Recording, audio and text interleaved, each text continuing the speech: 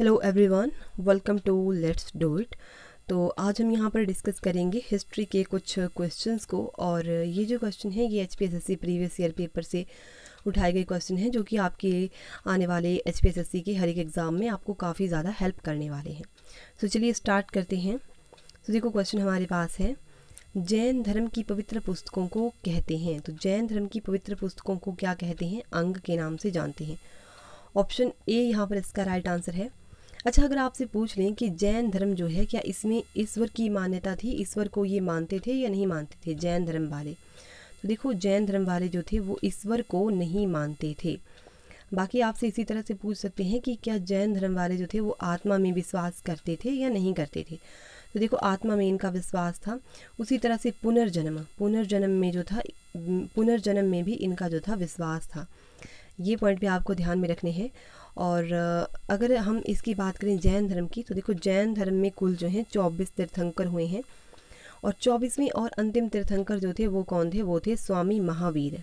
स्वामी महावीर जो थे जैन धर्म के 24वें और अंतिम तीर्थंकर थे। जैन धर्म के अनुयायियों को क्या कहते थे? तो जैन धर्म के अनुयायी जो होते थे उन्हें किस नाम से जाना जाता था? नी ग्रंथ के नाम से उन्हें जाना जाता था। तो ये पॉइंट भी आपको ध्यान में रखना है। चलिए नेक्स्ट क्वेश्चन की बात करते हैं। गंधार कला शैली अस्तित्व में आई। तो गंधार कला शैली जो थी ये महायान संप्रदाय में अस्तित्व में आई थी। सो ऑप्शन डी यहाँ पर इसका राइट आंसर है। अच्छा, आपसे क्वेश्चन पूछ सकते हैं कि महायान संप्रदाय जो है उसका आदर्श क्या है? तो महायान संप्रदाय जो है इसका आदर्श जो है ये है बोधिसत्व। बोधिसत्व जो है इनका आदर्श है। इसी तरह से आपसे एक और क्वेश्चन पूछा जा सकता है कि बौद्धों का पवित्र त्यौहार क्या है? तो बौद्धों का जो पवित्र त्यौहार होता है वो होता है वैशाख पूर्णिमा। वैशाख पूर्णिमा जो है ये बौद्धों का पवित्र त्यौहार है। एक और क्वेश्चन बन जाता है कि बौद्धों का परम लक्ष्य क्या है? तो इनका अगर परम लक्ष्य की अगर हम बात करें तो वो होता है निर्वाण को प्राप्त करना। निर्वाण प्राप्त करना बौद्धों का परम लक्ष्य है। अगर आपसे पूछें कि हीनयान का जो आदर्श है वो क्या है? तो हीनयान का आदर्श अहर्त पद को प्राप्त करना होता है। अहर्त पद प्राप्त करना, ये पॉइंट भी आपको ध्यान में रखना है। नेक्स्ट क्वेश्चन की बात करते हैं। चंद्रगुप्त मौर्य ने अपने अंतिम वर्ष दक्षिण भारत के इस स्थान पर गुजारे थे। तो देखो चंद्रगुप्त मौर्य ने अपने अंतिम वर्ष जो थे ये श्रवणबेलगोला में गुजारे थे। ऑप्शन बी यहाँ पर इसका राइट आंसर है। और देखो श्रवणबेलगोला जो है ये पड़ता है कर्नाटक में। अच्छा, क्वेश्चन आपसे पूछ सकते हैं कि चंद्रगुप्त मौर्य जो थे इन्होंने अपने प्राण किस पद्धति के आधार पर त्यागे थे? तो ये पद्धति कौन थी? संलेखना पद्धति। तो ये पॉइंट भी आपको ध्यान में रखना है। इसी के साथ आपको कुछ और पॉइंट्स भी बन जाते हैं, जैसे चंद्रगुप्त मौर्य जो थे इनका जन्म कब हुआ था? तो चंद्रगुप्त मौर्य का जन्म जो था ये 345 ईसा पूर्व में हुआ था। और गद्दी पर चंद्रगुप्त मौर्य कब बैठा था? तो गद्दी पर 322 ईसा पूर्व में बैठा था। और मृत्यु कब हुई थी चंद्रगुप्त मौर्य की? तो 298 ईसा पूर्व में इनकी मृत्यु हुई थी। संलेखना पद्धति के आधार पर इन्होंने अपने प्राण त्यागे थे। कहाँ पर? श्रवणबेलगोला में। और श्रवणबेलगोला कहाँ पर पड़ता है? वो पड़ता है कर्नाटक में। तो ये पॉइंट भी आपको ध्यान में रखने हैं। नेक्स्ट क्वेश्चन की बात करते हैं। अशोक द्वारा प्रचारित धम्म था। तो अशोक द्वारा प्रचारित धम्म जो था ये क्या था? बौद्ध धर्म के सिद्धांत। बौद्ध धर्म के सिद्धांत जो थे ये अशोक द्वारा प्रचारित धम्म था। बाकी देखो क्वेश्चन पूछ सकते हैं कि आपसे कि अशोक के किस शिलालेख में धम्म की व्याख्या की गई है? तो अशोक का जो 11वां शिलालेख है ना उसमें धम्म की व्याख्या की गई है। अच्छा, एक और क्वेश्चन बन जाता है कि कलिंग युद्ध का वर्णन अशोक के कौन से शिलालेख में किया गया है? तो वो है 13वां शिलालेख। इसमें जो है कलिंग युद्ध का वर्णन है। और इसी के साथ में एक और क्वेश्चन बन जाता है कि अशोक के कुल कितने शिलालेख थे? तो टोटल उसके 14 शिलालेख थे। तो ये पॉइंट भी आपको ध्यान में रखने हैं। नेक्स्ट क्वेश्चन की बात करते हैं। सातवाहनों की राजधानी यहाँ पर स्थित थी। तो सातवाहनों की राजधानी कहाँ पर थी? तो ऑप्शन की के अकॉर्डिंग इस क्वेश्चन का राइट आंसर है दुर्ग। ऑप्शन सी इसका राइट आंसर होगा। बाकी देखो जहाँ तक मैंने पढ़ा है तो सातवाहन जो थे इनकी राजधानी जो थी वो थी प्रतिष्ठान में। प्रतिष्ठान में इनकी राजधानी थी। और प्रतिष्ठान कहाँ पर पड़ता है? ये पड़ता है महाराष्ट्र में। महाराष्ट्र में ये पड़ता है। महाराष्ट्र की जो औरंगाबाद जिला है वहाँ पर है प्रतिष्ठान। गोदावरी नदी के किनारे है प्रतिष्ठान। ये वाला पॉइंट भी आपको ध्यान में रखना है कि जो सातवाहन थे उनकी राजधानी जो थी वो प्रतिष्ठान थी। बाकी ऑप्शनल आंसर की के अकॉर्डिंग इस क्वेश्चन का राइट आंसर जो है वो ऑप्शन सी है। बाकी सातवाहनों की अगर हम बात करें तो सातवाहन जो थे इन्होंने ब्राह्मणों को भूमि अनुदान देने की प्रथा चलाई थी। तो क्वेश्चन पूछते हैं कि ब्राह्मणों को भूमि अनुदान देने की प्रथा किसने चलाई थी? सातवाहनों ने चलाई थी। इसी के साथ में आपसे पूछा जा सकता है कि सातवाहनों की राजकीय भाषा जो थी कौन थी? तो देखो, इनकी जो राजकीय भाषा थी वो थी प्राकृतिक इनकी राजकीय भाषा थी। और इनकी लिपि की अगर हम बात करें तो लिपि थी इनकी ब्राह्मी इनकी लिपि थी। और अच्छा, एक और क्वेश्चन बन जाता है कि सीसे के सिक्के जो थे वो किसने चलाए थे? तो सीसे के सिक्के सातवाहनों ने चलाए थे। और जिस सीसे का ये इस्तेमाल करते थे सिक्के बनाने के लिए, तो वो सीसा ये कहाँ से मंगवाते थे? रोम से वो उस सीसे को मंगवाते थे। सो देखो 177 क्वेश्चन जो है इसका राइट आंसर ऑप्शन सी है। नेक्स्ट क्वेश्चन है, शून्य की खोज किसने की थी? अच्छा, ये जो क्वेश्चन है, अगर आपको इस क्वेश्चन के बारे में एक्स्ट्रा नॉलेज है तब आप कमेंट करके बता सकते हो। नेक्स्ट क्वेश्चन हमारे पास है, शून्य की खोज किसने की थी? तो शून्य की खोज किसने की थी? एक अननोन इंडियन ने। ऑप्शन डी इसका राइट आंसर है। एक अज्ञात भारतीय ने जो थी शून्य की खोज की थी।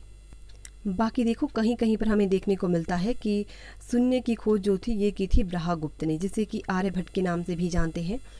बट ये जितने भी प्रूफ मिले हैं कि इसने कुछ मतलब ऑथेंटिक प्रूफ नहीं है कि शून्य की खोज जो थी आर्यभट्ट ने की थी। इसीलिए इस क्वेश्चन का जो है यही है कि यही मानते हैं कि जो थी शून्य की खोज किसने की थी? एक अननोन इंडियन है, इंडियन ही था कोई, बट उसका ये पता नहीं है, अभी ऑथेंटिक नहीं है कि किसने की थी।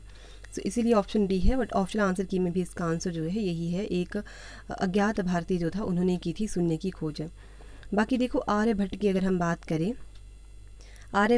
बात करें तो ये जो थे आर्यभट्ट, इन्होंने आर्यभट्टियम और सूर्य सिद्धांत दिया है आर्यभट्ट ने। वराहमिहिर की अगर हम बात करें तो बृहत संहिता पुस्तक जो है इन्होंने लिखी है वराहमिहिर ने। नेक्स्ट क्वेश्चन की बात करते हैं, भारत में स्वर्ण सिक्कों को जारी करने वाले प्रथम राजा कौन थे? तो भारत में स्वर्ण सिक्कों को जारी करने वाले प्रथम राजा जो थे वो इंडो ग्रीक थे। सो ऑप्शन यहाँ पर इसका बी जो है ये राइट आंसर है। बाकी इनकी अगर हम बात करें इंडो ग्रीक, तो इन्हें इंडो ग्रीक या हिंद यूनानी के नाम से भी जानते हैं। और देखो, ये जो इंडो ग्रीक थे इन्होंने भारत के पश्चिमोत्तर साइड में एक कला चलाई थी जिसे हेलेनिस्टिक आर्ट के नाम से जानते हैं। तो भारत में जो गंधार कला है वो इसका एक उत्तम उदाहरण है हेलेनिस्टिक आर्ट का। तो ये पॉइंट भी आपको ध्यान में रखना है। नेक्स्ट क्वेश्चन है, चरक इसके दरबार के सुप्रसिद्ध औस्त्र शास्त्री थे। तो चरक जो थे ये हर्षवर्धन कनिष्क के दरबार के सुप्रसिद्ध औस्त्र शास्त्री थे। सो ऑप्शन सी इसका राइट आंसर है। कनिष्क। चरक किसके दरबार में रहते थे? कनिष्क के दरबार में रहते थे। और ये जो चरक थे इन्होंने एक पुस्तक लिखी है जिसका नाम है चरक संहिता। तो ये पॉइंट भी आपको ध्यान में रखना है। और देखो, ये जो कनिष्क थे ये बौद्ध धर्म की महायान संप्रदाय का ये अनुयायी था कनिष्क। ये पॉइंट भी आपको ध्यान में रखना है। और कनिष्क जो था ये कुषाण वंश का शासक था। और कुषाण वंश का संस्थापक कौन था? तो वो कुजुल कड़भिसेस था। ये पॉइंट भी आपको ध्यान में रखने हैं। नेक्स्ट क्वेश्चन है, गुप्त काल का प्रयुक्त राजसी चिन्ह था। तो गुप्त काल का प्रयुक्त राजसी चिन्ह जो था वो गरुड़ था। सो ऑप्शन ए यहाँ पर इसका राइट आंसर है। बाकी अगर हम बात करें कि गुप्त जो थे इनका राज धर्म कौन था? तो राज धर्म अगर आपसे पूछ लें तो वो था वैष्णव इनका राज धर्म था। और इसी के साथ में आपको पता होना चाहिए कि जो विष्णु शर्मा है उन्होंने एक बुक लिखी है पंचतंत्र। तो पंचतंत्र जो बुक है वो किस काल से संबंधित है? तो वो गुप्त काल से संबंध रखती है। और गुप्तों की अगर शासकीय भाषा पूछें तो वो संस्कृत थी। इनकी कौन थी शासकीय भाषा? संस्कृत थी। नेक्स्ट क्वेश्चन है, हर्षचरित किसने लिखी थी? तो हर्षचरित जो है ये लिखी थी बाणभट्ट ने। बाणभट्ट की पुस्तक है हर्षचरित। और कालिदास की अगर हम बात करें तो कालिदास ने लिखी है अभिज्ञान शाकुंतलम। विष्णुगुप्त ने लिखी है अर्थशास्त्र। नेक्स्ट क्वेश्चन है, कौन से देश में अंकोर वाट मंदिर परिसर है? तो अंकोर वाट मंदिर जो है ये कंपूचिया या कंबोडिया में है। So option A right answer है। नेक्स्ट क्वेश्चन है, खजुराहो मंदिर किसने बनवाए थे? तो खजुराहो के मंदिर जो थे ये चंदेल शासकों ने बनाए थे। ऑप्शन सी इसका राइट आंसर है। और देखो चंदेल जो है, चंदेल वंश के संस्थापक जो था वो कौन था? तो वो था नन्नोक, इस वंश का संस्थापक था। 831 ईस्वी में इसने की थी चंदेल वंश की स्थापना। और चंदेल जो थे, इन्होंने पहले इनकी राजधानी जो थी वो कालिंजर थी। चंदेलों की राजधानी पहले कालिंजर थी और बाद में इन्होंने अपनी राजधानी बनाया था खजुराहो को। और खजुराहो राजधानी वैसे किसने बनाई थी? तो राजा धंग जो था, राजा धंग उसने जो था राजधानी बनाई थी खजुराहो। और ये जो राजा धंग है इसी ने ही कंदरिया महादेव मंदिर का निर्माण किया है, कंदरिया महादेव मंदिर। तो ये पॉइंट भी आपको ध्यान में रखना है। नेक्स्ट क्वेश्चन की बात करते हैं। नेक्स्ट क्वेश्चन है, किसके दर्शन शास्त्र को अद्वैत कहते हैं? तो शंकराचार्य जो है इसके दर्शन को कहते हैं अद्वैत। ऑप्शन बी इसका राइट आंसर है। अच्छा, रामानुजाचार्य ऑप्शन ए की अगर हम बात करें तो रामानुजाचार्य जो है इन्होंने श्रीभाष्य और वेदांत सूत्र पुस्तक लिखी है। ये पॉइंट भी आपको ध्यान में रखना है। और नागार्जुन की अगर हम बात करें तो इन्होंने युगधारा और रस रत्नाकर, इनकी प्रमुख रचनाएं हैं नागार्जुन की। कौन कौन सी? युगधारा और रस रत्नाकर। नेक्स्ट क्वेश्चन है, लोदी वंश की स्थापना किसने की थी? तो लोदी वंश की स्थापना बहलोल लोदी ने की थी। ऑप्शन ए राइट आंसर है। लोदी वंश जो ये जो बहलोल लोदी है, पूछते हैं कि गद्दी पर कब बैठा था? तो देखो 1451 में ये गद्दी पर बैठा था। बहलोल शाह गाजी की इसने उपाधि धारण की थी। और ये जो बहलोल लोदी था ये दिल्ली पर प्रथम अफगान राज्य की, क्वेश्चन पूछा जाता है कि दिल्ली पर प्रथम अफगान राज्य की स्थापना का श्रेय किसे जाता है? तो वो इसे ही जाता है, बहलोल लोदी को। बहलोल सिक्के का प्रचलन किसने करवाया था? तो बहलोल लोदी ने करवाया था। नेक्स्ट क्वेश्चन है, किस सुप्रसिद्ध शासक ने कुतुब मीनार का निर्माण पूर्ण करवाया था? तो ये कौन था? ये था इल्तुतमिश। इल्तुतमिश जो था इसने कुतुब मीनार का निर्माण पूर्ण करवाया था। बाकी अगर आपसे पूछ लें कि कुतुब मीनार जो है इसकी नींव किसने रखी थी? तो वो कुतुबुद्दीन ऐबक ने रखी थी। और कुतुबुद्दीन ऐबक की अगर हम बात करें तो वो लाख बख्श के नाम से इसे जाना जाता है। कुतुब उल इस्लाम मस्जिद और 2.5 दिन का झोंपड़ा इसी ने ही बनाया है। 2.5 दिन का झोंपड़ा क्या है? एक मस्जिद है। और तो ये पॉइंट आपको ध्यान में रखना है। इसी के साथ अगर हम बात करें इल्तुतमिश की, तो इल्तुतमिश जो था इसने शुद्ध अरबी के सिक्के चलाए थे और इक्ता प्रणाली इसने चलाई थी इल्तुतमिश ने। नेक्स्ट क्वेश्चन है, 2.5 दिन का झोंपड़ा क्या है? इसके बारे में हमने अभी पढ़ा। तो 2.5 दिन का झोंपड़ा क्या है? एक मस्जिद थी। किसने बनवाई थी? तो ये बनाई थी कुतुबुद्दीन ऐबक ने। और कुतुबुद्दीन ऐबक जो है इसे लाख बख्श के नाम से भी जानते हैं। कुवत उल इस्लाम मस्जिद जो थी वो इसी ने बनवाई थी और 2.5 दिन का झोंपड़ा भी। नेक्स्ट क्वेश्चन है, इनमें से किस सिख गुरु ने गुरुमुखी लिपि का आविष्कार किया था? तो ये थे Guru Angad. Option A right answer है। गुरुमुखी लिपि का आविष्कार गुरु अंगद ने किया था। गुरु अमरदास की अगर हम बात करें तो इन्होंने हिंदुओं से पृथक एक अलग विवाह पद्धति चलाई थी जिसका नाम था लवन। ये पॉइंट आपको ध्यान में रखना है। इसी के बाद ऑप्शन सी की अगर हम बात करें गुरु रामदास की, तो गुरु रामदास जो थे ये सिखों के चौथे सिख गुरु थे। अमृतसर नगर जो है इसकी स्थापना इन्होंने ही की थी, गुरु रामदास ने। अमृतसर नगर की स्थापना किसने की थी? गुरु रामदास ने। 5वें सिख गुरु जो थे वो गुरु अर्जुन देव थे और इन्होंने आदि ग्रंथ की रचना और हरमंदिर साहब का निर्माण करवाया था। नेक्स्ट क्वेश्चन है, कबीर किसके शिष्य थे? तो कबीर जो थे ये किसके शिष्य थे? रामानंद के शिष्य थे कबीर। ऑप्शन ए यहाँ पर राइट आंसर है। और कबीर जो थे ये क्या थे? कबीर एक निर्गुण भक्ति धारा के कवि थे। नेक्स्ट क्वेश्चन है, भक्ति आंदोलन का प्रारंभ किसने किया? तो भक्ति आंदोलन का प्रारंभ जो था ये किया था अलवर संतों ने। ऑप्शन डी इसका यहाँ पर राइट आंसर है। और देखो भक्ति आंदोलन की अगर हम बात करें तो भक्ति आंदोलन जो है ये 6ठी शताब्दी से जो है भक्ति आंदोलन की शुरुआत हुई थी। कहाँ से हुई थी? तो तमिल क्षेत्र से हुई थी भक्ति आंदोलन की शुरुआत। एक और क्वेश्चन पूछते हैं कि जो ये जो भक्ति आंदोलन था इसे दक्षिण भारत से उत्तर भारत की तरफ कौन लेकर के गया था? तो ये था रामानंद। रामानंद जो था ये भक्ति आंदोलन को दक्षिण भारत से उत्तर भारत की तरफ लेकर के गया था। नेक्स्ट क्वेश्चन हमारे पास है, अकबर ने दीन इलाही की स्थापना किस वर्ष में की थी? तो अकबर ने दीन इलाही की स्थापना 1582 में की थी। ऑप्शन बी इसका राइट आंसर है। अगर इसी के साथ आपसे पूछने कि अकबर ने इलाही संवत जो है, इलाही संवत ये कब शुरू किया था? तो 1583 में इलाही संवत की शुरुआत की थी। और अकबर ने जजिया कर समाप्त कब किया था? तो ये जो जजिया कर है इसे अकबर ने समाप्त किया था 1564 में। इसी के साथ आपसे पूछ सकते हैं कि अकबर ने दास प्रथा का अंत कब किया था, तो 1562 में अकबर ने दास प्रथा का अंत किया था। सो 132 क्वेश्चन जो है इसका राइट आंसर है ऑप्शन डी।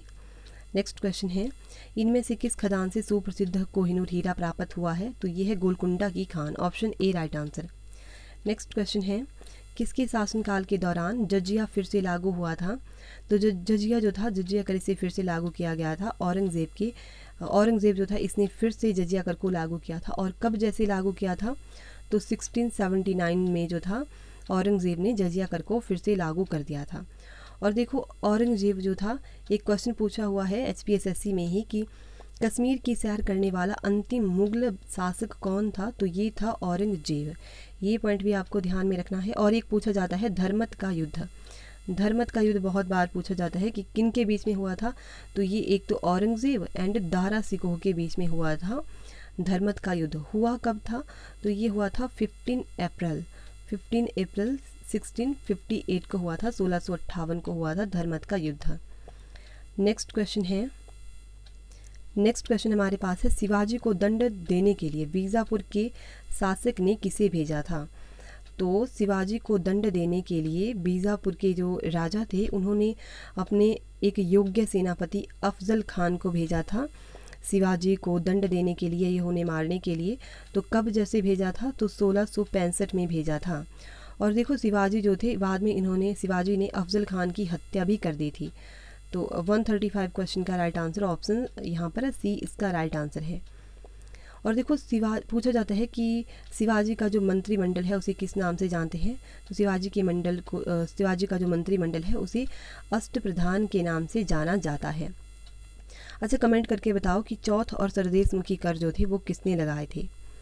नेक्स्ट क्वेश्चन की बात करते हैं, किसने बीजापुर में सुप्रसिद्ध गोल गुंबद बनवाया था, तो ये था Yusuf Adil Shah, option A right answer है। नेक्स्ट क्वेश्चन है, किसके आधिपत्य के अंतर्गत ब्रिटिश सैन्य के साथ युद्ध में टीपू सुल्तान की मृत्यु हुई थी, तो ये कौन था, लॉर्ड वेलेस्ली, ऑप्शन ए यहाँ पर इसका राइट आंसर है।